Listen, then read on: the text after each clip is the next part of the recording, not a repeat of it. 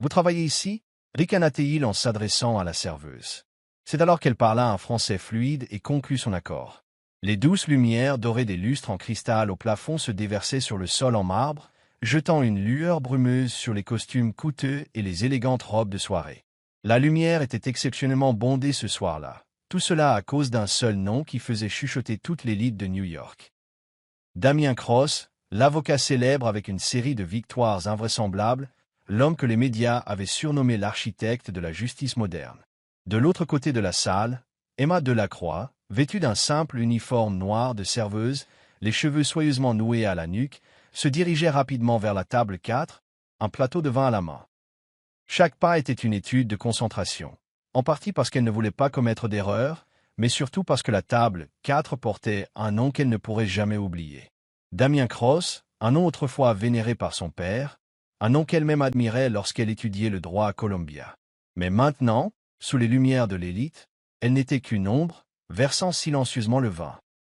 3 ans plus tôt, son père, l'ambassadeur Paul Delacroix, avait été arrêté pour corruption dans une obscure affaire internationale.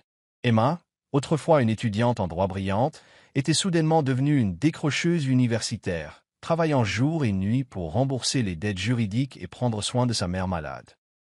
Ses bourses d'études furent révoquées, ses amis disparurent progressivement, et son rêve de devenir avocate se dispersa comme les feuilles d'automne dans le vent d'octobre. Et maintenant, par un cruel coup du sort, Emma se tenait à côté du seul homme qui aurait pu sauver son père, mais qui avait rejeté l'affaire d'un simple courriel. Je ne prends pas d'affaires impliquant des entités gouvernementales ou une exposition médiatique à haut risque. Elle prit une profonde inspiration et posa le plateau. Damien ne la regarda pas. Il parlait anglais tandis que l'interprète à côté de lui s'efforçait de traduire chaque mot aux 2 clients français assis en face. Un homme aux cheveux poivre et sel et une femme en tailleur blanc, représentant tous deux le cabinet d'avocats parisiens Chauvigny et Cyr. « Monsieur, votre vin ?» dit doucement Emma, inclinant légèrement la tête en versant le premier verre. Au 3e verre, un léger tintement rompit le rythme, le son d'un verre à vin effleurant une petite assiette. Une éclaboussure de vin rouge atterrit non pas sur quelqu'un, mais directement sur la nappe blanche devant Damien. Son visage s'assombrit. Ses yeux, aussi tranchants que des lames, quittèrent son client pour se fixer sur elle. Emma baissa la tête. « Je suis désolé, monsieur. »« N'en faites pas trop, » dit-il, son anglais froid et tranchant. Il eut un sourire narquois. « Vous travaillez ici? Vous pensiez attirer mon attention en faisant une scène ?» La table entière se tut. Même l'espace environnant sembla s'arrêter un instant. Emma se redressa, les yeux toujours baissés, n'offrant aucune répartie. Mais dans son regard, ce qui brillait n'était pas de la colère. C'était une tempête silencieuse de honte et de douleur. Damien retourna à sa conversation, comme si elle n'existait plus. Pour lui, elle n'était qu'une autre serveuse sans nom s'inclinant devant le pouvoir, et si elle avait renversé un verre, ce n'était peut-être qu'une pathétique tentative de se faire remarquer. Emma recula lentement, se concentrant sur sa respiration. Ces mots la poignardaient comme une dague à travers les vestiges de ses rêves de jeunesse, mais elle ne se laissa pas pleurer. Elle était habituée au mépris.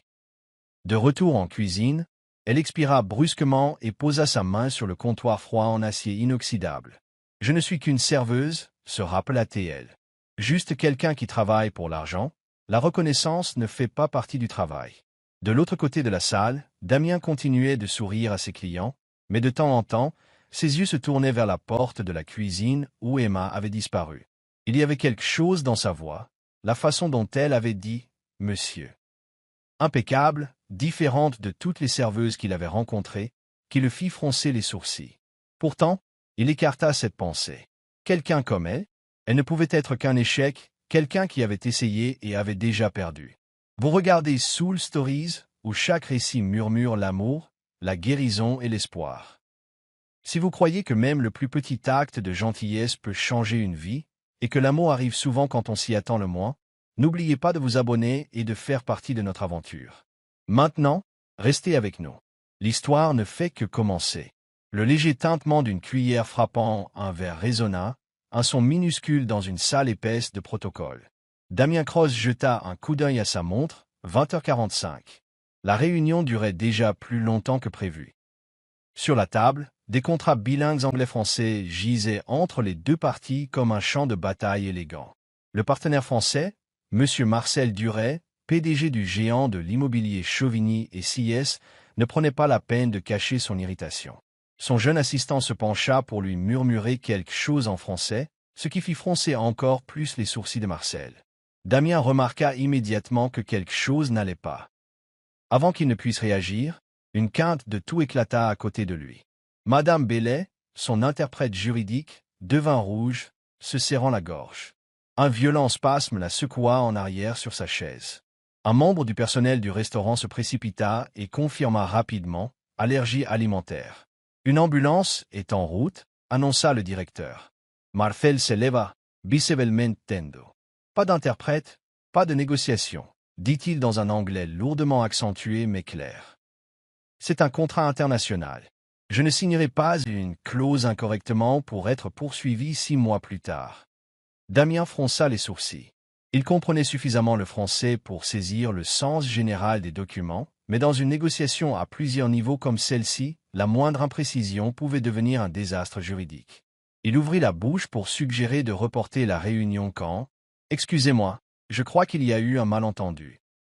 Nous pouvons tout à fait continuer si vous êtes ouvert à une solution flexible. » La voix était fluide, nette et d'un français académique parfait, et elle ne venait pas du côté de la table de Damien. Tous les regards se tournèrent.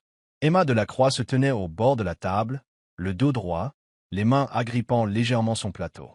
Son expression était calme, son regard vif. Le simple tablier de serveuse ne parvenait guère à dissimuler la prestance de quelqu'un qui appartenait clairement aux cercles intellectuels. Damien plissa les yeux. « Qu'est-ce que vous faites » murmura-t-il, presque comme un avertissement. Emma se tourna brièvement vers lui, imperturbable. Puis elle s'adressa directement à Marcel. « Je m'appelle Emma Delacroix. J'ai étudié le droit international et la diplomatie à Columbia. Si vous me le permettez, je peux servir de passerelle temporaire pour ce soir. » Une pause. Puis Marcel hocha la tête, les yeux sceptiques mais intrigués. « Mademoiselle Delacroix, prouvez que vous êtes à la hauteur. » Emma posa son plateau et prit la place vide de l'interprète à la droite de la table. Elle parcourut rapidement le contrat, puis commença à traduire le segment de négociation précédent de manière fluide en anglais et en français, de façon cohérente, transparente et professionnelle. La table retint pratiquement son souffle. Damien se pencha légèrement en arrière sur sa chaise, les yeux ne la quittant jamais. Il n'était pas seulement surpris, il était ébranlé. La même jeune femme qu'il avait ridiculisée plus tôt comme n'étant qu'une serveuse utilisait maintenant les compétences mêmes qu'il appréciait le plus, un raisonnement affûté et une maîtrise linguistique, pour sauver un accord d'une valeur de près de 80 millions de dollars. Emma continua à guider la conversation. Bientôt, la discussion porta sur les conditions de paiement et les droits de distribution sur le marché asiatique, où les tensions s'intensifièrent. Marcel insistait sur des droits exclusifs à Singapour, une condition que Damien rejeta car elle affecterait les capitaux propres de Cross et Hawthorne dans la région. Emma ne se précipita pas. Elle écouta attentivement, prit des notes, puis intervint doucement. « Si je puis me permettre une suggestion, les deux parties pourraient envisager un modèle de partage de marché parallèle. Chauvigny et CIS s'occuperaient des investissements en infrastructures, tandis que Cross et Hawthorne superviseraient les services juridiques et la protection de la propriété intellectuelle des produits. De cette façon, les deux parties en profitent et personne n'est exclu de l'écosystème. » Damien se tourna vers elle, presque incrédule. « Venez-vous de proposer une structure de pouvoir de type syndicat hybride ?» Emma sourit légèrement. « Precisement. » Marcel haussa un sourcil. « Cette idée n'est pas mauvaise du tout. » 20 minutes plus tard, le contrat était rédigé et signé à titre préliminaire, les deux parties étant satisfaites des conditions révisées.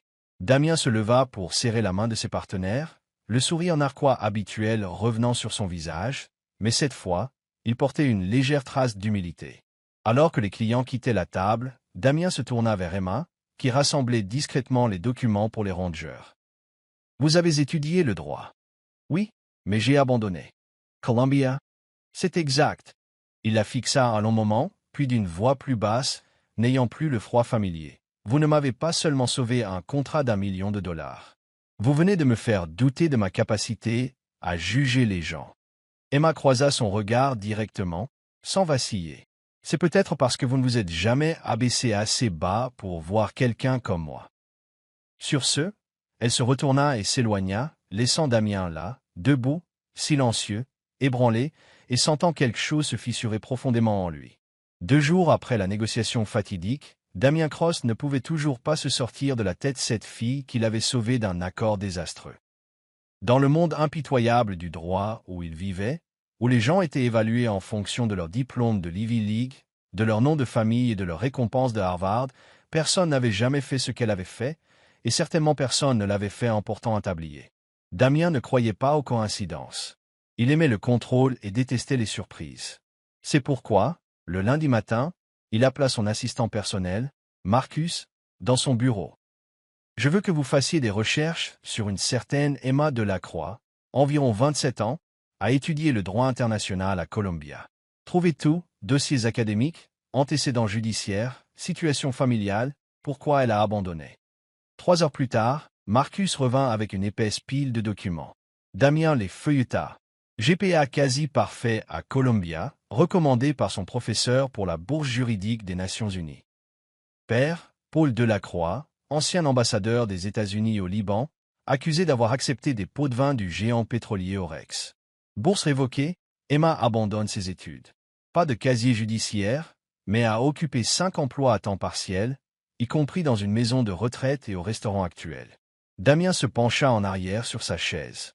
Le nom de Paul Delacroix ne lui était pas inconnu. C'était une affaire qu'il avait personnellement refusée pour être trop politiquement volatile. Il avait dit un jour à Marcus, « On ne s'attaque pas au gouvernement. Même si on a raison, c'est du suicide. » Cet après-midi-là, Damien attendit devant le restaurant. Il n'était pas en costume, juste une chemise blanche aux manches retroussées et une cravate desserrée. Pour une fois, il ressemblait moins à un avocat. Emma l'aperçut de loin et s'approcha calmement. « Encore vous. Je suis venu vous faire une offre. » Il lui tendit un dossier.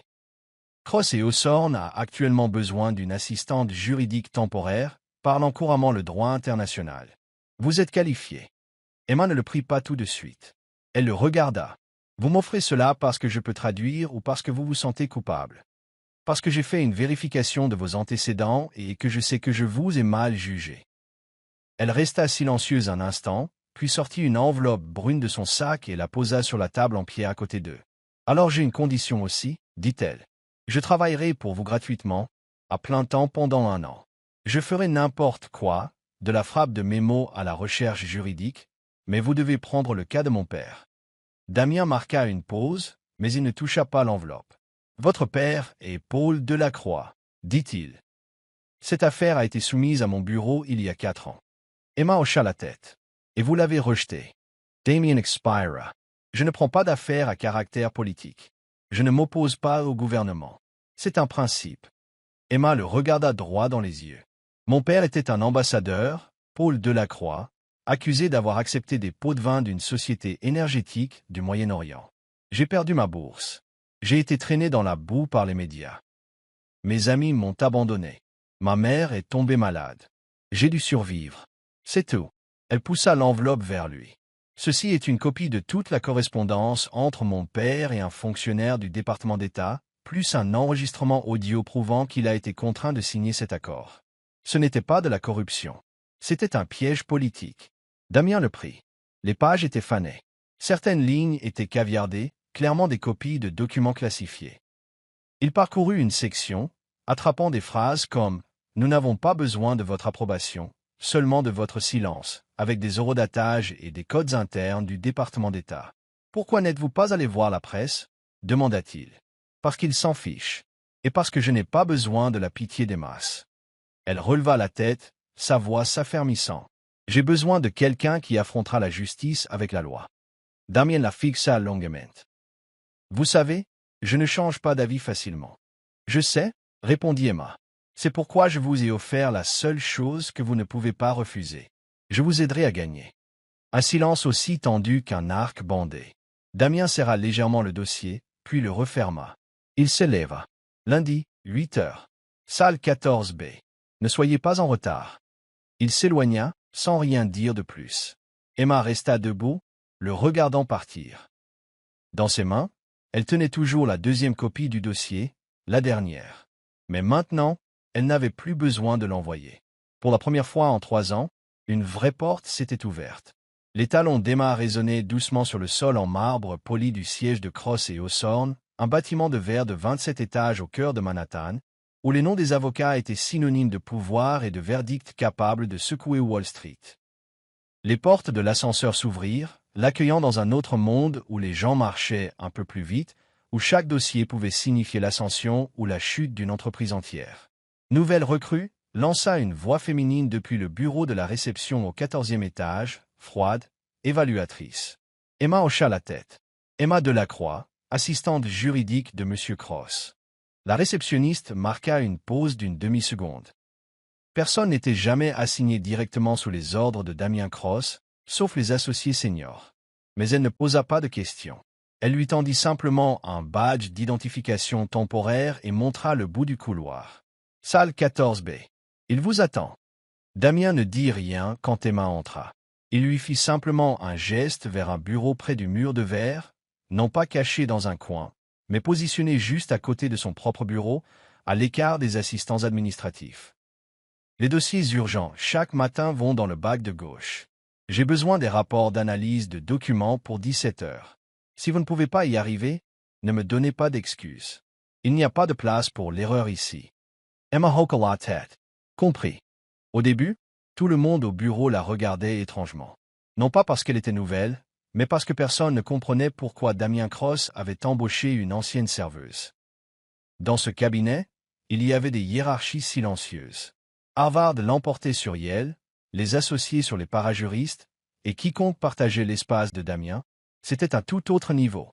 J'ai entendu dire qu'elle était serveuse. Ça doit être une vraie arriviste pour être entrée ici sans diplôme. Mais Emma ne répondit pas. Elle travaillait en silence, souvent la première à arriver et la dernière à partir. Durant sa deuxième semaine, Emma fut chargée de traduire et d'analyser les clauses d'un contrat international complexe d'une valeur de plus de 120 millions de dollars entre Cross et Hawthorne et une société hydroélectrique européenne. Un jeune associé nommé Caleb, diplômé de Stanford, fut chargé de la superviser. Traduisez seulement. Je m'occuperai de l'analyse, dit Caleb, son ton aussi sec qu'un mémo juridique. Emma hocha la tête, mais dès qu'il eut le dos tourné, elle ne se contenta pas de traduire. Elle commença à souligner les clauses qui violaient les réglementations locales hongroises et signala les incohérences entre les annexes et l'accord principal. 3 jours plus tard, lorsque Damien examina le contrat, il trouva le projet imprimé de Caleb et les notes manuscrites d'Emma. Elle avait identifié 4 vulnérabilités juridiques, dont une faille critique qui aurait pu déclencher un procès international si le contrat avait été signé tel quel. Damien ne fit aucun commentaire. Il envoya un seul message via le système interne, mieux que certains associés que j'ai embauchés. DC. Emma le lut une fois, puis ferma la notification, mais ses yeux tremblèrent très légèrement. Pour la première fois depuis des années, quelqu'un avait reconnu sa compétence, pas sa tragédie. Pourtant, tout le monde ne l'accueillit pas favorablement. Valérie, la chef de bureau qui avait un temps espéré devenir l'assistante personnelle de Damien, regardait Emma comme une écharde dans sa paume. As-tu déjà pensé à faire simplement le travail qui t'est assigné?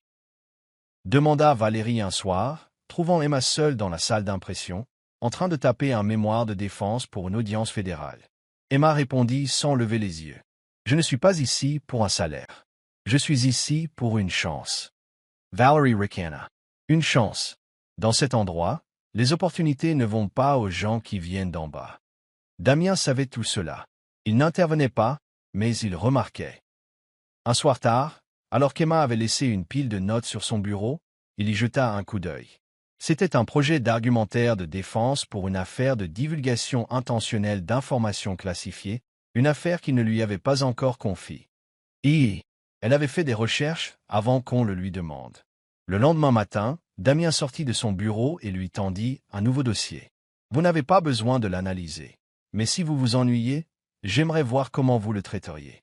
Emma ne dit rien. Elle prit simplement le dossier. 3 jours plus tard, elle revint avec un rapport manuscrit. Damien le lut, puis resta silencieux un long moment. Son argumentation n'était pas seulement pointue, elle mettait en évidence une faille que toute l'équipe d'associés avait manquée. Damien leva les yeux. Avez-vous déjà pensé à redevenir avocate? Emma esquissa un petit sourire qui n'atteignit pas ses yeux. Je pensais que je ne pourrais plus jamais relever la tête.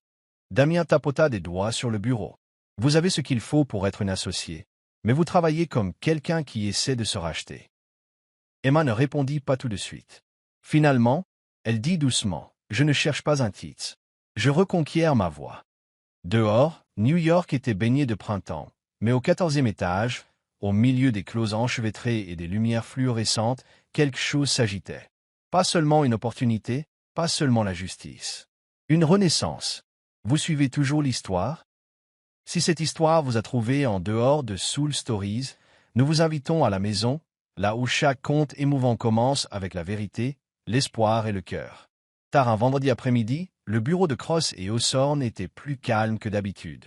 Les lumières dans les sections auxiliaires s'éteignaient une par une, mais la salle 14B restait allumée, sa lueur chaude, stable, presque comme un poste de commandement caché.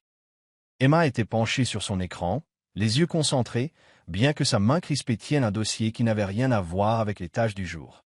Le nom sur la couverture, Paul Delacroix, USA contre Delacroix, Cour de district, 2020. Le dossier judiciaire de son père. Une copie numérisée récupérée des archives internes du cabinet. Personne ne s'attendait à ce qu'elle le cherche, mais Emma y avait accédé en utilisant les identifiants numériques que Damien lui avait donnés. Non pas pour abuser de ses privilèges, mais parce que c'était l'affaire que le cabinet avait autrefois rejetée. Elle fit rapidement défiler jusqu'à la page marquée d'un signet « Rejeté ». Sensibilité politique de haut niveau. Ne pas s'engager sans autorisation fédérale. Département du risque juridique, octobre 2020. Emma agrippa le bord de la page. Une boule se forma dans sa gorge, non pas à cause du rejet, mais à cause de la façon dont il l'avait étiqueté. Contrôlé par les échelons supérieurs du gouvernement. Cette nuit-là, elle attendit devant le bureau de Damien. 3 coups secs. Damien leva les yeux de son bureau. « Qu'y a-t-il » Emma n'hésita pas. Elle posa le dossier devant lui. « J'ai trouvé ça dans le système. » Il ne s'y a pas. Je savais que vous le feriez. Et je sais pourquoi vous l'avez refusé. Damien se pencha en arrière, le regard direct mais sur ses gardes.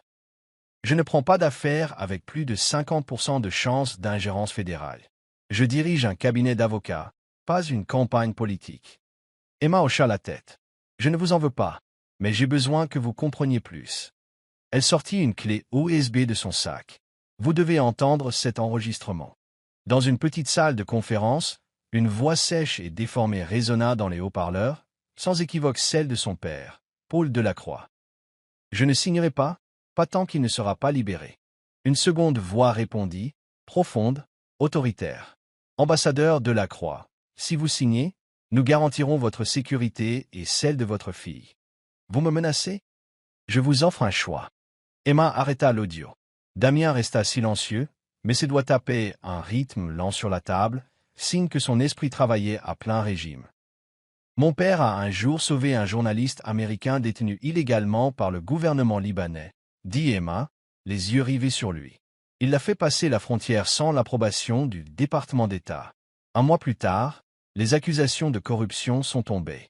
Ils ont fabriqué des preuves et coupé toute possibilité de se défendre.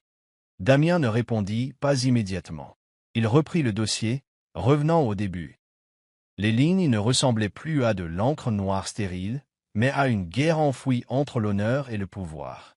2 nuits plus tard, Emma retourna à son appartement temporaire dans le Bronx pour y trouver un courriel. Objet, 2 heures du matin. De Damien Cross. Corps du message, j'ai besoin de 30 minutes de votre temps. N'apportez rien d'autre que votre mémoire et votre instinct. La nuit, le bâtiment de Cross et Hawthorne était une dalle froide de verre et d'acier. Au 26e étage, dans une salle de conférence privée, Damien étala un dossier 3 fois plus épais que celui qu'Emma avait vu. Ceci est le dossier original de l'affaire Delacroix. Je l'ai obtenu par un contact interne au ministère de la Justice. Il marqua une pause, sa voix plus basse, plus lourde. J'ai trouvé une faille. Emma retint son souffle. Damien tourna une page et montra une ligne. Relevé de transactions financières du Fonds énergétique du Liban au compte Delacroix, provenant du système bancaire international. C'est la seule preuve réelle qu'ils ont, dit Damien. Mais il y a un problème. Il ouvrit un autre document. La date de la transaction a été enregistrée de manière incorrecte. Le système SWIFT enregistre en fait le virement le 2 juillet, mais l'acte d'accusation indique le 7 février. Le format de date européen a été inversé. Les lèvres d'Emma s'entr'ouvrirent, sans voix. Damien croisa son regard. Si la transaction a été initiée le 2 juillet, heure de New York, il aurait été 2 heures du matin au Liban. Leur banque n'était même pas ouverte. Cette transaction a été falsifiée. Un long silence. Emma posa une main tremblante sur la table, ses yeux vitreux. « Vous me croyez maintenant » demanda-t-elle. Damien ne répondit pas tout de suite. Il hocha légèrement la tête. « Je crois la vérité. » Et la vérité ne reste pas silencieuse. Elle est juste profondément enfouie. Cette nuit-là, Emma partit avec 2 dossiers dans les mains, mais son cœur était plus léger que les 2 réunis. Pour la première fois, elle voyait Damien Cross non pas comme une divinité froide dans un costume sur mesure, mais comme un homme qui pouvait s'incliner devant la vérité et qui, peut-être, commençait à croire à nouveau en la chose même qu'ils avaient tous deux perdue, la foi.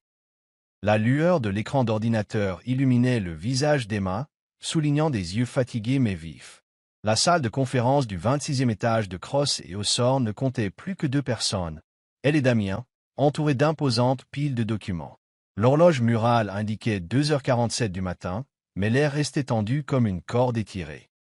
Un procès critique se profilait dans quelques semaines, et le mémoire de défense pour le conglomérat hydroélectrique européen, d'une valeur de 300 millions de dollars, n'était toujours pas terminé. Emma feuilletait un document, son stylo rouge marquant les clauses contradictoires. De l'autre côté de la table, Damien était assis droit, les manches retroussées, la cravate abandonnée depuis longtemps, révélant les lignes fortes de son cou et de ses épaules. Il tapait rapidement sur son ordinateur portable, les yeux concentrés, mais de temps en temps, il jetait un coup d'œil à Emma, non pas pour surveiller sa progression, mais comme s'il cherchait quelque chose de plus profond. « Vous avez manqué cette partie, » dit-il, sa voix basse mais pas froide. Il fit glisser un dossier vers elle, pointant une clause sur les réglementations environnementales hongroises. Si nous ne mettons pas l'accent sur la protection des ressources en eau, le conseil adverse pourrait retourner l'affaire contre nous. Emma hocha la tête, rapprochant le dossier. J'inclurai une référence à la Convention d'Helsinki de 1992. Cela renforcera notre position. Damien haussa un sourcil, un léger sourire étirant ses lèvres. Vous ne manquez vraiment pas grand-chose, Delacroix. Elle ne répondit pas, se contentant de baisser la tête et de continuer à griffonner. Dans le silence, le bruit des stylos se déplaçant sur le papier et leur douce respiration se mêlaient en un rythme étrange, tendu mais intime. 3 heures du matin. Une tasse de café froid reposait, intacte, au milieu de la table, à côté d'une assiette de biscuits que quelqu'un avait laissée cet après-midi-là. Emma se pencha en arrière, se massant doucement les tempes. Damien la remarqua en train d'étouffer un bâillement. « Vous avez besoin de repos, » dit-il, mi-ordre, mi-préoccupation. « Vous aussi, » répondit Emma, les yeux toujours sur son écran. « Ce procès n'est pas seulement une question d'argent. Si nous perdons, l'entreprise pourrait perdre le contrôle d'un barrage entier, des milliers d'emplois perdus. » Damien marqua une pause. Il la regarda, les yeux plus profonds que d'habitude. « Vous pensez toujours aux autres, même quand personne ne fait de même pour vous. » Emma se ficha. Elle se tourna, croisant son regard, non pas le regard vif et calculateur d'un avocat, mais quelque chose de plus vulnérable, comme s'il révélait un coin caché de lui-même. « Ne parlez pas comme si vous me connaissiez, » dit-elle doucement, pas en colère, juste sur la défensive. « Je fais juste mon travail. » Damien se pencha en arrière, tapotant légèrement ses doigts contre la table, son habitude quand il était plongé dans ses pensées. Après un long silence, il parla, la voix basse et délibérée. J'avais l'habitude de penser que la justice était quelque chose qu'on pouvait acheter. Un contrat solide, un argument pointu, une poignée de main avec la bonne personne. Mais j'ai appris, il hésita, que la justice peut être détruite par rien de plus qu'un titre de journal. Emma fronça les sourcils, sentant le poids derrière ses mots. Vous parlez de cette affaire? Non. Damien se tourna vers la fenêtre, où les lumières de Manhattan scintillaient dans l'obscurité. Je parle de ma mère. Elle attendit en silence. Damien expira, comme s'il poussait un rocher de sa poitrine. Elle était journaliste, elle enquêtait sur des scandales financiers à Wall Street. Il y a 20 ans, elle a découvert une société immobilière qui blanchissait de l'argent par le biais de fonds de charité. Avant que l'article ne puisse être publié, ils l'ont poursuivie pour diffamation, ont engagé les meilleurs avocats, ont falsifié des preuves, l'ont fait passer pour une menteuse aux yeux du pays entier. Il marqua une pause, le regard lointain. Elle a perdu le procès, perdu son travail, sa santé, et finalement, sa vie. J'avais 17 ans quand elle est morte. Crise cardiaque, a dit le médecin. Mais je sais que c'est la pression qui l'a tuée. Emma sentit sa gorge se serrer. Elle voulait dire quelque chose, mais les mots ne venaient pas. Damien se retourna vers elle. C'est pourquoi je ne prends pas d'affaires impliquant le gouvernement ou les médias. Non pas parce que j'ai peur de perdre, mais parce que parfois, la vérité ne suffit pas pour gagner. Elle hocha lentement la tête. Mais vous êtes toujours là, toujours avocat. Parce que je veux prouver que la vérité peut gagner, si nous sommes assez bons. Ses yeux rencontrèrent les siens. Et vous, Delacroix, vous me faites remettre en question tout ce que je pensais savoir à ce sujet. L'air se figea. Le cœur d'Emma battait la chamade, non pas à cause de la pression, mais à cause de la façon dont Damien la regardait, comme si elle n'était pas seulement une assistante juridique. Pas seulement la serveuse qui avait un jour renversé du vin, mais la seule personne dans cette pièce qui le comprenait. Il se leva et se dirigea vers elle, posant légèrement sa main sur le bord de la table près de la sienne. La distance entre eux n'était plus que de quelques centimètres. Emma leva les yeux, sa respiration se bloquant légèrement. Ses yeux, habituellement d'un acier froid, contenaient maintenant quelque chose de plus chaud, de plus proche. Emma, dit-il, son prénom, pas son nom de famille. Sa voix était basse, presque un murmure. Vous n'avez pas seulement sauvé un contrat. Vous m'avez donné envie de croire à nouveau en ce que j'avais abandonné. Elle ouvrit la bouche pour répondre, mais avant qu'elle ne puisse parler, Damien se pencha. Ses lèvres effleurèrent les siennes, douces mais délibérées, comme s'il avait attendu ce moment. Le baiser ne fut pas long, mais il suffit à faire tourner la pièce, à faire battre son cœur comme s'il essayait de se libérer. Mais alors, Emma se recula légèrement, posant une main sur sa poitrine pour l'arrêter. Ses yeux brillaient, mais pas de joie. Quelque chose de plus complexe s'y agitait. « Ne faites pas ça, murmura-t-elle, la voix rauque. Je ne veux pas utiliser les émotions pour gagner un procès. » Damien fronça les sourcils, comme si ces mots l'avaient tiré d'un rêve. « Vous pensez que je vous ai embrassé à cause de l'affaire de votre père. N'est-ce pas le cas ?» Emma se leva, reculant, sa main agrippant toujours le bord de la table. « Je suis ici parce que j'ai besoin de votre aide. Vous êtes ici parce que vous avez besoin de moi pour ce procès. Nous ne devrions pas brouiller les pistes. » Il la regarda. Il y eut une lueur de blessure, puis son sang-froid habituel revint. « Vous avez tort, mais je ne vous forcerai pas à me croire. » Emma se détourna, ramassant le dossier, sa voix stable. « Nous devons finir ce mémoire pour 6 heures du matin. Je serai dans la salle d'impression. » Elle sortit, laissant Damien là, debout, ses yeux suivant sa silhouette qui s'éloignait. En lui, une flamme s'était allumée, pas seulement de respect, mais quelque chose de plus profond, quelque chose qu'il n'osait pas encore nommer. Dehors, l'aube se levait sur la ligne d'horizon de Manhattan. Mais au 26e étage, entre les piles de mémoire juridique et les lumières froides et fluorescentes, le feu entre Emma et Damien couvait encore, proche, mais pas encore brûlant. Le lundi matin chez Cross et Hawthorne était exceptionnellement tendu. Chaque pas résonnait sous des regards attentifs. Les chuchotements dans le dos d'Emma étaient plus denses que les documents empilés sur son bureau. Elle n'avait pas besoin de les entendre clairement pour savoir de quoi il s'agissait. Un seul titre avait illuminé les fils d'actualité numérique à 6 heures du matin, tranchant les écrans comme une lame. L'assistante de Damien Cross est la fille d'un criminel recherché. Cross et Hawthorne abritent-ils une influence criminelle? Emma se tenait immobile à son bureau, les yeux fixés sur l'écran, mais ne tapant rien. Le réseau interne sonnait constamment. Courriels urgents, réunions impromptues, appels de crise des relations publiques. La nouvelle s'était répandue dans tout le cabinet en moins de 30 minutes. Sa photo, recadrée d'une carte d'étudiante de 2e année à Columbia, était maintenant côte à côte avec une image floue de Paul Delacroix lors d'une audition au Congrès. Mais pire que le scandale, il y avait le silence. Pas un seul mot de personne, pas même de Damien. 26e étage, salle de conférence interne. Nous ne pouvons pas la garder ici un jour de plus. Un actionnaire principal frappa la table de sa main. Cross et Hawthorne n'est pas un endroit où des affaires personnelles peuvent ternir notre crédibilité. Damien lui-même a rejeté l'affaire Paul Delacroix en raison de son risque politique. Et maintenant, il embauche la fille de cet homme. Comprenez-vous le message que cela envoie à nos clients gouvernementaux? Damien était assis, immobile, les mains jointes sur la table polie. Les faibles lumières du plafond accentuaient les ombres autour de ses yeux.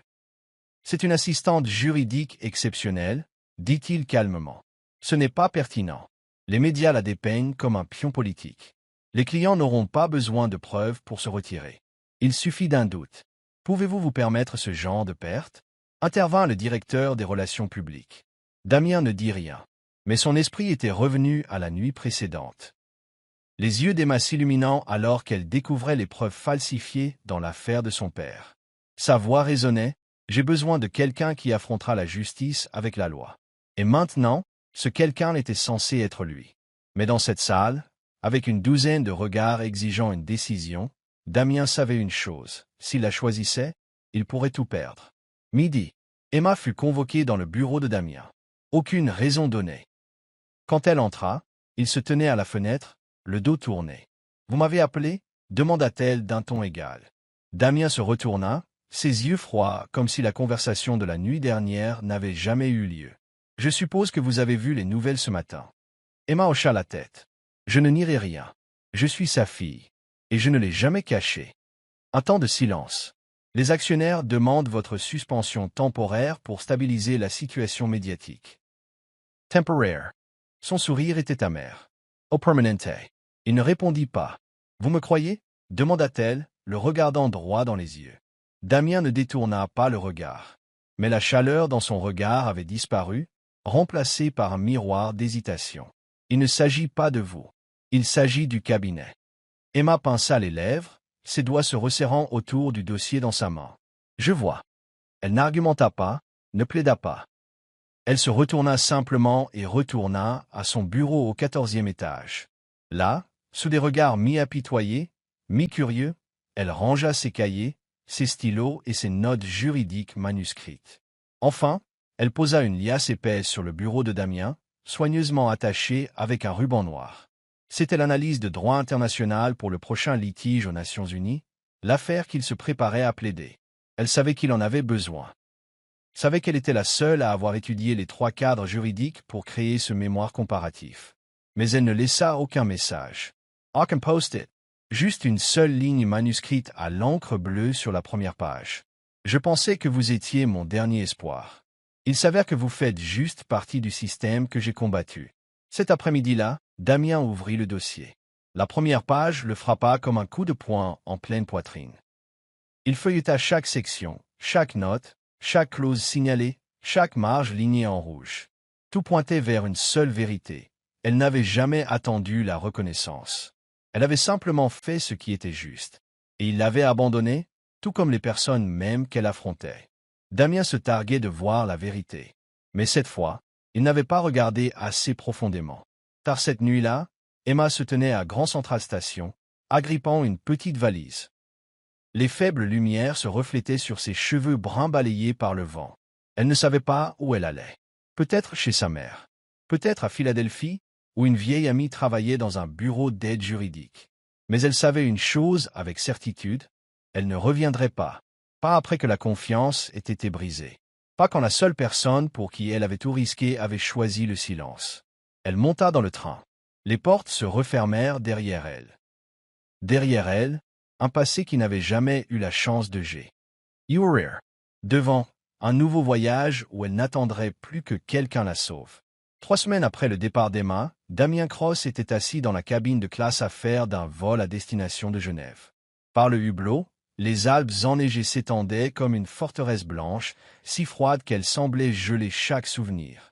Dans ses mains se trouvait un dossier marqué à l'encre rouge, le projet de plaidoirie qu'Emma Delacroix avait laissé derrière elle. Avec à peine quelques modifications, il l'avait utilisé pour restructurer toute la stratégie de plaidoirie pour l'affaire la plus critique de l'année, un différend sur la propriété et les droits d'exploitation du barrage de Weldsee entre une joint venture américano-autrichienne et le gouvernement régional de Bâle. L'audience aurait lieu à la Chambre de commerce internationale, CCI, à Genève, l'épicentre de l'arbitrage commercial mondial. Damien savait que si l'affaire était perdue, ce ne serait pas seulement 300 millions de dollars d'investissement partis en fumée. Ce serait la chute de la réputation de Cross et Hawthorne, déjà chancelante à cause du contre-coup médiatique entourant Emma.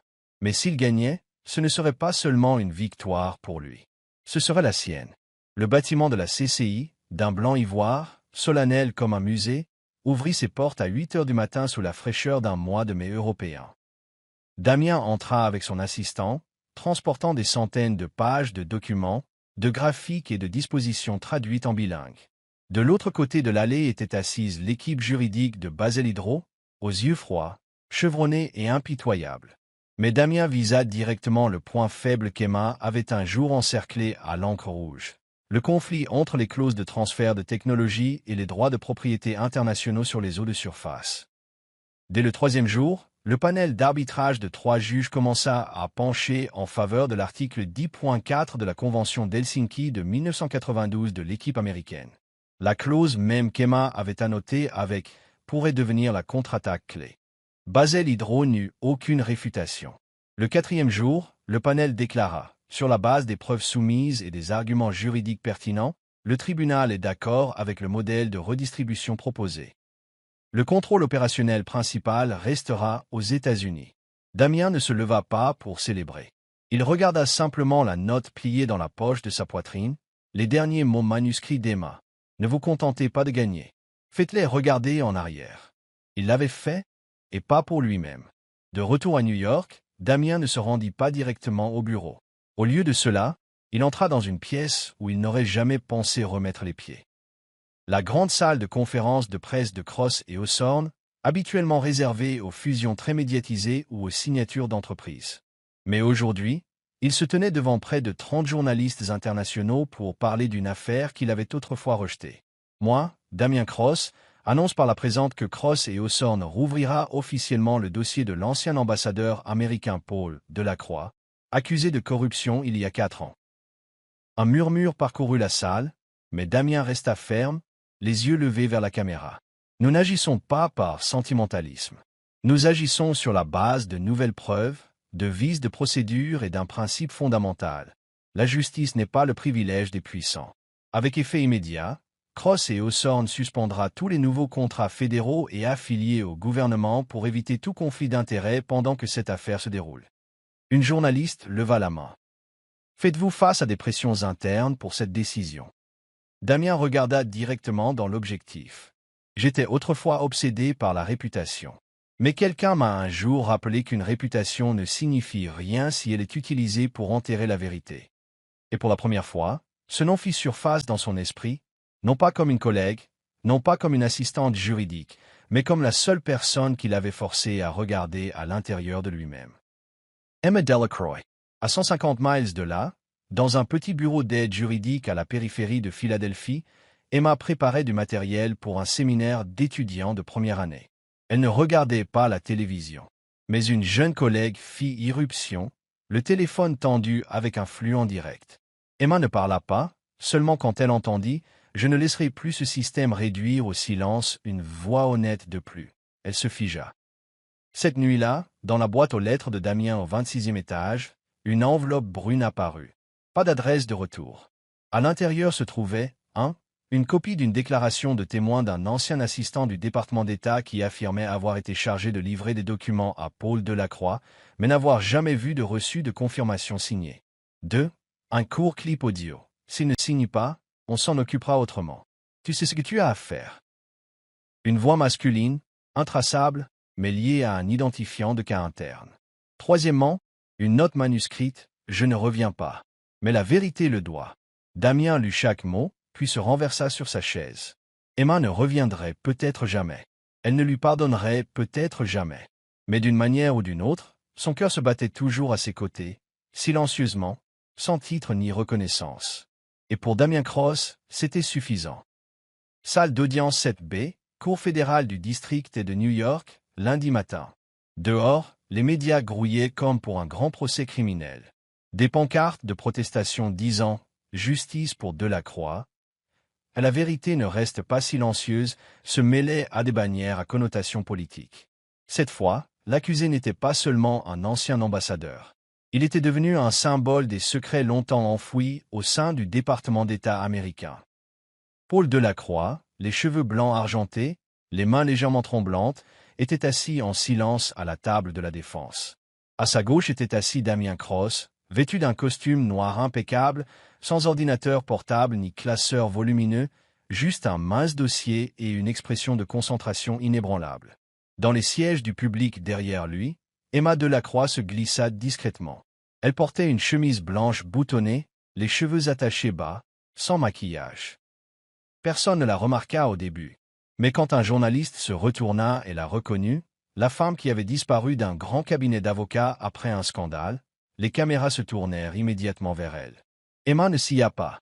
Ses yeux étaient fixés sur son père, l'homme qu'elle avait passé 4 ans à essayer de sauver avec tout ce qui lui restait. Le procès commença par une longue déclaration du procureur, le même qui avait mené l'enquête de 2020. L'accusé, Paul Delacroix, dans son rôle d'ambassadeur des États-Unis au Liban, aurait accepté des fonds du Fonds énergétique du Liban en échange d'une influence politique au profit de la société Oryx and Oil, liée à des ONG frauduleuses. Damien n'interrompit pas la déclaration liminaire. Il laissa le procureur parler sans interruption, le regard fixe. Quand ce fut son tour, Damien s'avança au centre de la salle. Pas de podium, pas de notes, juste sa voix et la vérité. Mesdames et messieurs, commença-t-il, calme et clair, certains procès ne sont pas une question d'argent, ni de failles juridiques. Certains sont une question de conscience. Et aujourd'hui, nous sommes ici parce qu'une conscience a été brisée, non pas parce qu'elle avait tort, mais parce qu'elle a refusé de plier. Un temps de silence. Il fit un autre pas en avant. Paul Delacroix était l'un des diplomates les plus éthiques que ce pays ait jamais eu. Son dossier de service était impeccable. Et puis en 2020, il a été soudainement accusé de corruption, juste un mois après avoir secrètement aidé un journaliste américain à échapper à une détention illégale par une ONG étrangère non nommée. Damien leva un enregistrement audio vérifié. À travers les haut-parleurs résonna la voix basse d'un haut fonctionnaire. Si vous signez, nous garantirons votre sécurité et celle de votre fille. Vous me menacez? Je vous offre un choix. Lorsque l'audio s'arrêta, plusieurs jurés échangèrent des regards. Certains baissèrent les yeux, visiblement ébranlés. Que se passe-t-il? Continua Damien. Quand quelqu'un au pouvoir refuse de servir la politique plutôt que le principe. Il laissa la question en suspens, puis répondit lui-même. On les réduit au silence, on les détruit, eux et leurs familles. Damien retourna à la table de la défense et posa une main sur le dossier. La principale preuve du gouvernement, le soi-disant transfert de fonds de Lebanon Énergie, a été prouvée fausse. La date de la transaction a été manipulée en utilisant un format de date européen qui laissait croire qu'un pot de vin avait eu lieu. Mais aucun argent n'a bougé car la banque libanaise n'était même pas ouverte à cette heure-là. Se tournant vers le jury, il dit « Nous ne demandons pas simplement un verdict de non-culpabilité. Nous demandons justice. Et la justice n'arrive que lorsque vous regardez au-delà des gros titres, au-delà de la pression, et que vous écoutez avec vos cœurs. » Le 3e jour, la tension monta de nouveau dans la salle d'audience, alors qu'un témoin clé fut appelé. Eleanor Grave, une ancienne assistante du département d'État, la femme même qu'Emma avait retrouvée à Bruxelles. Sexagénaire, les cheveux gris coupés, courts et une simplicité de bibliothécaire, elle monta à la barre des témoins. La salle semblait retenir son souffle. « Madame Grave, étiez-vous chargée de livrer des documents à l'ambassadeur Delacroix ?» demanda Damien. « Oui. Y avait-il un reçu signé? »« Non. Pourquoi pas? »« Parce que je ne les ai pas livrés moi-même. Quelqu'un d'autre les a reçus. Je ne sais pas qui, ce n'était pas enregistré. Il n'y avait pas de caméra dans le couloir restreint, et personne n'a jamais fait de suivi pour vérifier la remise. » Damien lui montra une note de service interne avec une signature non concordante. « Pouvez-vous confirmer que ce n'est pas la signature de l'ambassadeur Delacroix? »« Absolument pas. J'ai travaillé avec lui pendant près de 4 ans. Ce n'est pas sa signature. » Un autre coup direct porté à l'accusation. 5e jour, plaidoirie finale. La salle se tut alors que Damien se levait pour sa déclaration de clôture. « Il y a 4 ans, j'ai rejeté cette affaire. » Des exclamations parcoururent la salle. Les journalistes se précipitèrent pour taper. Parce que j'avais peur. Peur que si je m'attaquais au gouvernement, je perdrais ma réputation, mes contrats, peut-être mon cabinet. Mais j'ai rencontré quelqu'un. Son regard se déplaça vers Emma, assise au 3e rang. Elle se figea, les yeux écarquillés. Elle n'avait aucun pouvoir, aucun titre. Mais elle avait quelque chose que moi et beaucoup d'entre nous avions perdu. La conviction que la vérité vaut la peine de se battre. Il marqua une pause, puis parla plus doucement, chaque mot délibéré. Paul Delacroix n'est pas victime d'une erreur. Il est victime d'un système qui protège le compromis plutôt que l'intégrité. Il y a des gens qui sont brisés non pas parce qu'ils ont eu tort, mais parce qu'ils ont refusé de plier. Il fit un léger signe de tête vers le jury. Maintenant, je vous demande d'être la voix de la vérité qu'il ne pouvait plus exprimer. 3 heures plus tard, le jury revint. Le juge demanda. Le jury a-t-il atteint un verdict? Le président du jury se leva. Oui, votre honneur. Sur les chefs d'accusation de corruption et d'abus de pouvoir, l'accusé, Paul Delacroix, est déclaré combattement coeur de silence. Non coupable. La salle d'audience se figea, puis éclata. Emma porta ses mains à sa bouche, des larmes coulant de manière incontrôlable. Non pas de joie, mais parce que 4 années de combat solitaire avaient finalement été justifiées. Parce que l'homme qui gisait autrefois sur un lit d'hôpital en murmurant « Je suis désolé de t'avoir fait porter ça seul », n'aurait plus à baisser la tête. Paul se tourna vers elle, les yeux embués de larmes. Emma se précipita, saisissant sa main tremblante. « Papa » murmura-t-elle comme le vent, mais cela secoua toute la salle. Damien resta où il était, ne s'immisçant pas dans leur moment. Mais quand Emma leva enfin les yeux, leurs regards se croisèrent pour la première fois depuis qu'elle était partie. Aucun mot ne fut prononcé, juste un lent hochement de tête et un sourire léger mais sincère de leur part à tous les deux. Alors qu'ils sortaient sous le soleil du début du printemps, les marches du palais de justice brillaient comme pour accueillir une nouvelle ère. Ce n'était pas seulement une victoire juridique, c'était la renaissance de la foi. Emma marchait lentement à côté de son père. Alors qu'il s'approchait de Damien, elle s'arrêta. « Merci, dit-elle. » Damien secoua la tête. « C'est moi qui devrais le dire. » Ils restèrent là un instant, n'ayant besoin de rien de plus. Puis elle se détourna, guidant son père à travers la foule de journalistes. Mais juste avant de disparaître, Emma se retourna et sourit. Pour la première fois dans toute cette histoire, ils comprirent tous les deux. La justice avait gagné, et le cœur n'avait jamais été silencieux. Vous regardez Soul Stories en exclusivité sur notre chaîne. Si vous êtes toujours avec nous, laissez un commentaire. Nous les lisons et les chérissons tous. Abonnez-vous pour soutenir plus d'histoires originales et touchantes. Merci de faire partie de la famille Soul Stories. 3 mois après le procès, New York était entré dans l'été, mais pas le genre étouffant et oppressant. C'était un été doux et doré, plein de lumière et d'espoir tranquille, comme si la ville elle-même était purifiée après un long et brutal hiver de procès, d'accusations et de ce genre de chutes qui portent des noms comme « réputation ». Dans un quartier calme de l'ouest de Brooklyn, une petite enseigne venait d'être montée sur la façade en briques rouges d'un vieil immeuble. Veritas, aide juridique pour les accusés à tort. Il n'y avait pas de tapis rouge, pas de champagne, et pas de journalistes grouillants. Seulement des gens ordinaires. Des familles prises dans les rouages d'une poursuite injuste. Des épouses qui avaient pleuré jusqu'à la dernière larme pour des maris faussement emprisonnés. Des enfants qui avaient vu leurs parents disparaître derrière les barreaux sans jamais comprendre pourquoi. Et parmi eux se tenait Emma Delacroix, sur une petite estrade en bois, vêtue d'une chemise grise et d'un pantalon, sans bijoux, sans micro, mais ses yeux brillaient comme des projecteurs. Veritas, latin pour « vérité », n'était pas une organisation à but non lucratif ordinaire. Elle ne courtisait pas les soutiens de fondations puissantes. Elle n'était pas conçue pour les gros titres. Emma l'avait fondée avec ses économies, le dédommagement du procès de son père, et une croyance meurtrie qu'elle avait autrefois perdue et qu'elle avait en quelque sorte retrouvée au 26e étage d'une tour de verre, sous des lumières fluorescentes avec un avocat froid qui refusait autrefois de croire en la justice. Le discours d'ouverture fut bref. « J'ai un jour tout perdu à cause d'une fausse accusation. » Mais le pire n'était pas la perte. C'était le moment où j'ai commencé à croire que plus personne ne se souciait de la vérité.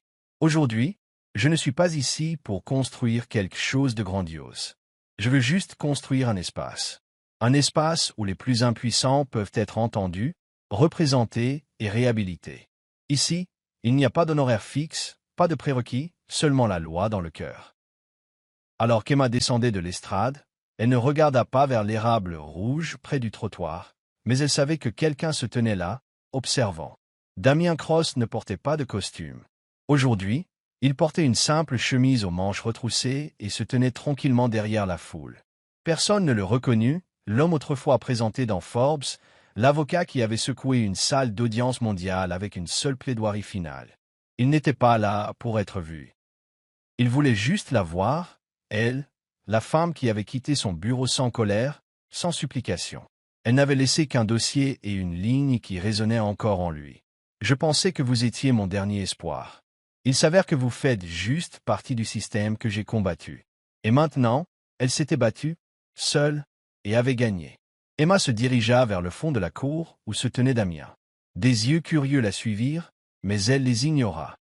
Quand elle s'arrêta devant lui, elle croisa son regard. « Combien de temps comptiez-vous rester là ?» demanda-t-elle, la voix aussi douce qu'une brise. Damien resta silencieux un moment. Puis il dit, « Jusqu'à ce que vous veniez à moi. » Emma sourit, pas le sourire gardé, pas celui teinté d'une vieille amertume. C'était le sourire de quelqu'un qui avait pardonné, non seulement à lui, mais à elle-même. « Je ne reviens pas chez Cross et Hawthorne, dit-elle. Jamais. Il y a des choses là-bas sur lesquelles je ne peux pas faire de compromis. » Damien hocha la tête. « Je sais, je n'ai pas besoin d'un avocat de renom, continua-t-elle, sa voix plus lente maintenant. J'ai besoin de quelqu'un qui croit que la justice mérite d'être protégée, même quand personne ne paie pour cela. » Damien ne dit rien, mais quelque chose dans ses yeux changea. Tous les murs, réputation, système, vieille douleur s'effondrèrent. Seul un homme restait, et une femme, tous deux autrefois perdus, se tenant maintenant face à face comme deux survivants. Il tendit la main. Emma la regarda un instant, puis plaça la sienne dans la sienne.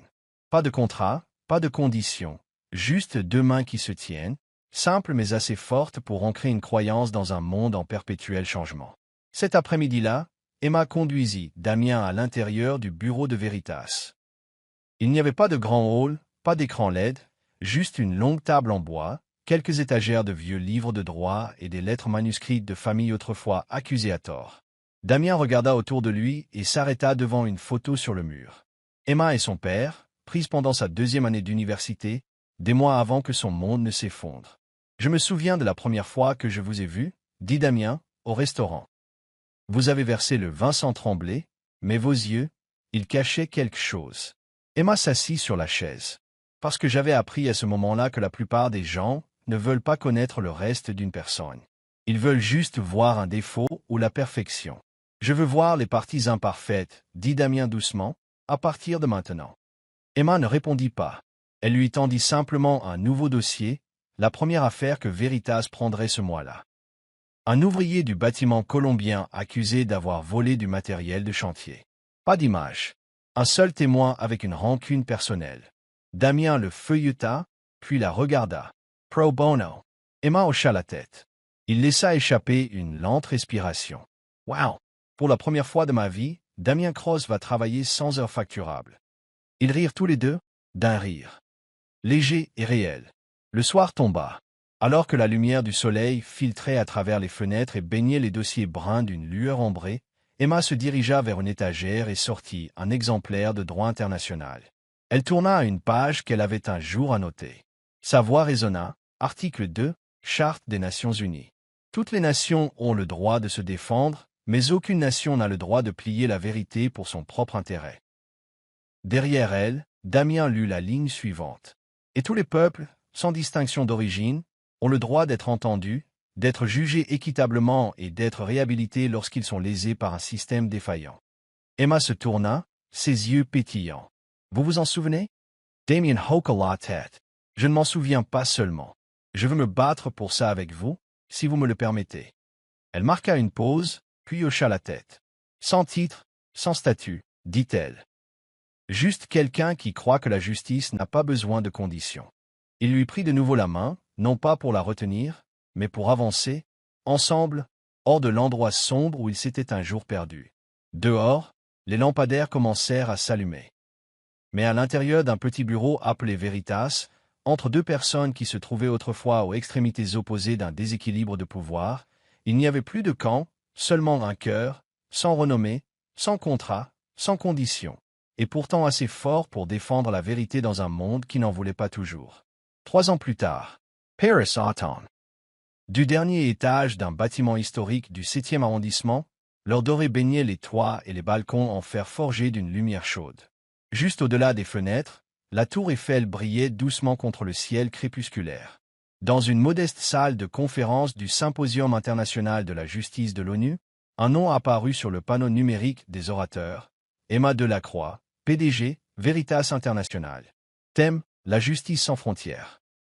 Sous la scène, des centaines de délégués du monde entier, avocats des droits de l'homme, universitaires en droit international, militants pour la justice sociale, écoutaient dans une attention silencieuse.